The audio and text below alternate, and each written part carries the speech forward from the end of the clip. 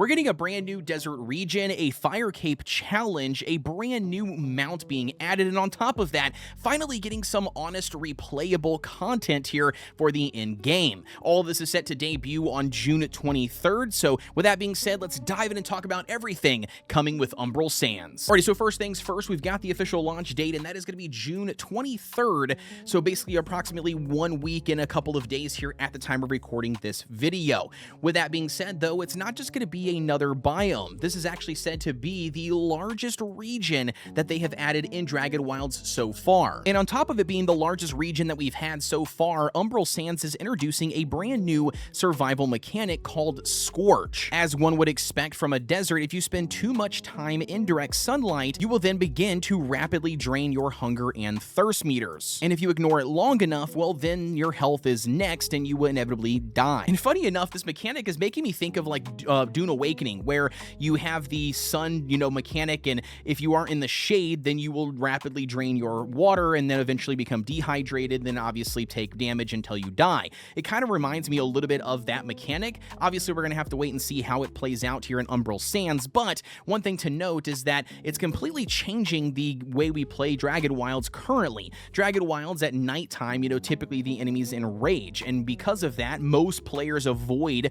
doing grinding and, farming and stuff during the nighttime and instead try to do it during the day. Well, it seems like Umbral Sands is going to completely reverse that, and players are probably going to be seeking more towards going out at nighttime so they can avoid the sun and the sun mechanic altogether. And not only is the new mechanic literally scorching your skin, but on top of that, Umbral Sands is also very dangerous due to the enemies that reside here. So first up, you have a ton of different cow fights. We're not exactly sure how many variations we'll see inside of the game, but via the trailer, we've seen a handful and a couple of the screenshots that we've seen shared for Umbral Sands.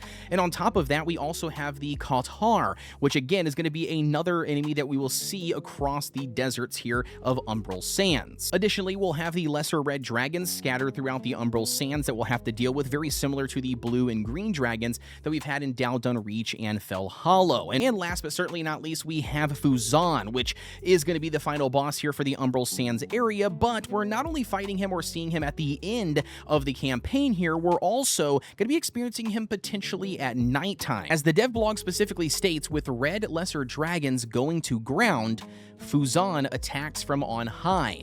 No time of day is safe here. It sounds like Fuzon will periodically make appearances and rain from the sky in the evening or the nighttime when the sun goes down. So again, it's going to really boil down to survivability here and watching your surroundings. Good luck. And of course, you can't have a new region without having a brand new gear tier and gear sets, and that's going to be introducing us to the Adamant gear, the Infinity robes, and the red Dragonhide set for the 3 different classes. And honestly here, the Infinity robes and the red Dragonhide armor are 2 of the most iconic armor sets that RuneScape players could have asked for. Now, moving off of the region here, let's talk about the actual content. They are introducing for the first time ever the Fire Cape here for RuneScape Dragonwilds. This is going to be obtained by a brand new thing called the Fight Cave. This is going to basically be Dragonwild's take on an iconic RuneScape challenge. There's going to be waves of enemies, lava everywhere, and you basically survive long enough to earn the right to then carry on and fight Fuzon. And yes, if you complete the entire thing and prove you are worthy,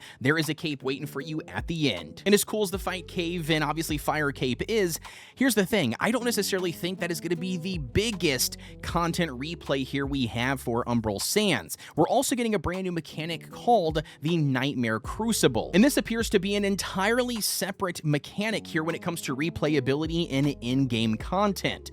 Not only that, here, this seems to be the most challenging content that we've seen in RuneScape Dragonwilds so far. The developers said that it's going to be filled with all of the most strong, formidable foes we've seen across Dragonwilds, not just for the new Umbral Sands region. They state it's going to feature stronger enemies, harder encounters, repeatable challenging content, and it's going to be rewarding us with rare crafting materials along with collectible things for completing the Crucible or getting as far as you possibly can. And personally, I think that this is going to be the content that will keep players continuously in the game and farming repeatable here even after they have beaten Fuzon. And this honestly could be the first repeatable content that we've had in the entire game. And next up, baby, let's talk about the one that all you collectors out there love, and that is mounts. We're officially getting our second mount, and that is the Magic Carpet, which I think works beautifully beautifully here for this desert region. And as cool as the design is, it's not just about visual, it's also going to be very functional and very needed.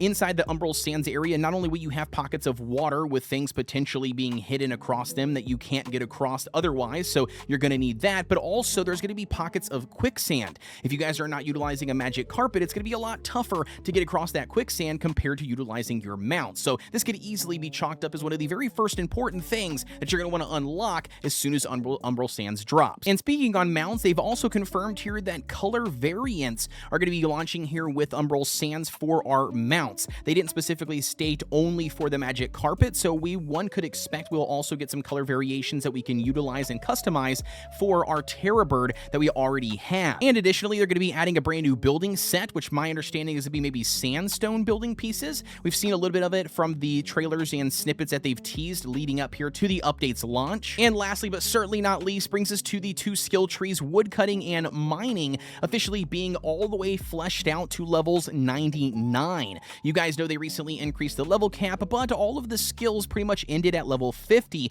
and now it looks like Woodcutting and Mining, when Umbral Sands drops, will have additional benefits from level 50 all the way to level 99. When Dragonwilds first launched, one of the biggest complaints that I've seen was it was lacking content, and that what exactly is their long-term plan. And the developers here at Jagex have just been answering that left and right, man, sticking to the roadmap here and just pumping out as much content as they possibly can. And it looks like Umbral Sands is not going to be disappointing here, and it's going to be probably shaping up to be the biggest update that we've seen here for Dragonwilds so far. As always, guys, I want to know what your thoughts are. What are you most excited about? Let me know down below in the comments. And while you're down there, if you did find this video helpful and you love my breakdowns for various survival crafting games, well, be sure to subscribe here on the channel. I'll be diving into the full Umbral Sands update as soon as it does officially launch.